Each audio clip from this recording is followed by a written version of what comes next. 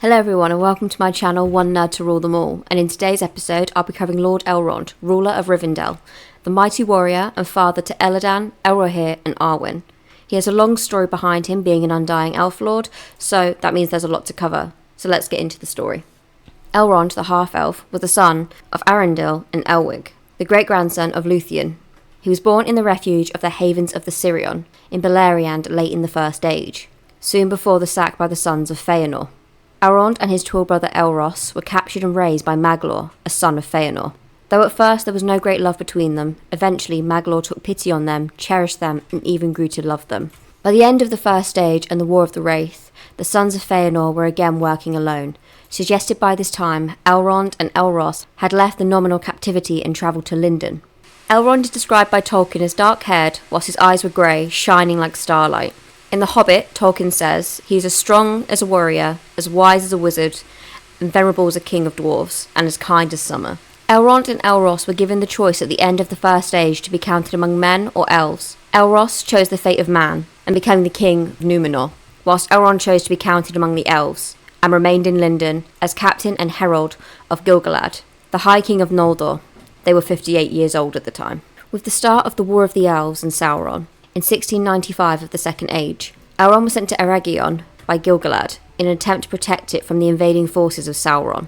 Unfortunately, Elrond's host arrived too late and was not large enough on its own to defeat Sauron's army. He retreated north with the refugees of Eregion, including Celeborn, only escaping because the forces of Durin III assailed Sauron's army in the rear.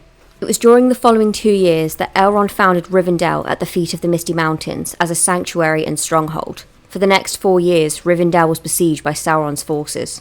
With the arrival of the Númenóreans, the army besieging Rivendell was caught between the forces of Gil-galad and Elrond and were destroyed. Elrond remained in Rivendell and hosted the First White Council, attended by Galadriel, at which it was decided that Elrond's home, the last homely house, would remain the last stronghold west of the Misty Mountains, and that the 3 rings that were held by Gil-galad and Galadriel would remain hidden.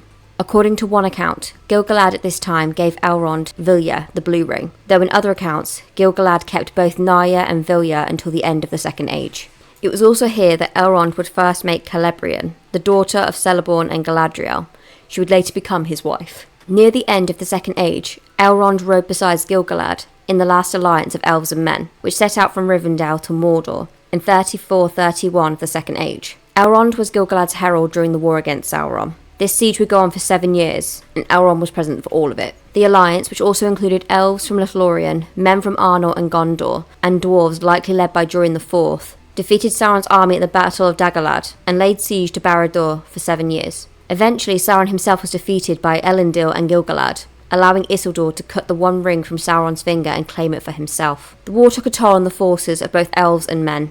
Gil-galad, Elendil, and his younger son Anarion were killed in the siege. Elrond and Círdan only remained as the commanders of the elves, and Isildur as High King of the realms in exile. Upon discovering that Isildur had claimed the One Ring for himself, Elrond urged Isildur to throw the ring into the fires of Mount Doom, but the seduction of the ring made Isildur refuse. Isildur claimed the ring as his own, and Elrond, perhaps not fully understanding the nature of the One Ring, acknowledged his claim. Elrond then returned to Rivendell at the end of the war, while Isildur travelled to Gondor. Isildur left Gondor to reunite with his wife and youngest son, but is slain upon his journey through the Vales of Anduin. The shards of Narsil are then taken to Rivendell by Isildur's squire Othar. Elrond would then go on to foster Isildur's youngest son, Valandil. In the year 109 of the Third Age, Elrond wed Celebrimbor, and in the year of the 130 of the Third Age, the twins Elladan and Elrohir were born, and in 2041, Arwen was born. Unfortunately, Elrond's happiness was not to last, because in the year 2510 of the Third Age, Elrond lost Celebrimbor when she was waylaid by orcs crossing the Misty Mountains on a trip to visit her parents. She was tormented by the orcs and received a poisoned wound. Her sons arrived much later and rescued her, and Elrond healed her wounds, but Celebrimbor was never fully healed in mind and spirit. Horrified and haunted by the memories of her torture, she no longer desired to remain in Middle-earth, and sailed west in the next year to the Undying Lands. In the later years, he was instrumental in harbouring the heirs of Isildur while the line lasted. The most famous of these sons of men was Aragorn II, whom he took in and fostered as his own after his father Arathorn II died in 2933. Elrond, foreseeing the boy's difficult future, gave him the name Astel, Sindarin for hope. Aragorn grew up in Rivendell, unaware of his royal lineage, until Elrond told him when he had reached his manhood. He was also a member of the White Council, which was often held in Rivendell, and was a great friend of Gandalf the Grey. He helped Thorin II's expedition to retake the Lonely Mountain by discovering and translating the moon writing on Thorin's map. Upon learning that Aragorn and Arwen had become betrothed, in 2980 of the Third Age, Elrond was sorrowful, knowing that his daughter had made the choice to become mortal, and therefore decreed that for such a price she could marry no less a man than King of Arnor and Gondor. The only reason Arwen was able to make the decision to become mortal was because Elrond's line is a direct descendant of Luthien, who made the decision to be mortal and peril alongside Beren. After Frodo's departure from the Shire with the One Ring, Elrond sent out riders to help guide him back to Rivendell. One of these, Glorfindel, successfully found Frodo and helped him reach Rivendell. The films make a departure from the books, and instead this was done by Arwen. On October 25th, 3018, he held the council at which it was decided to attempt to destroy the One Ring. He helped orchestrate the Fellowship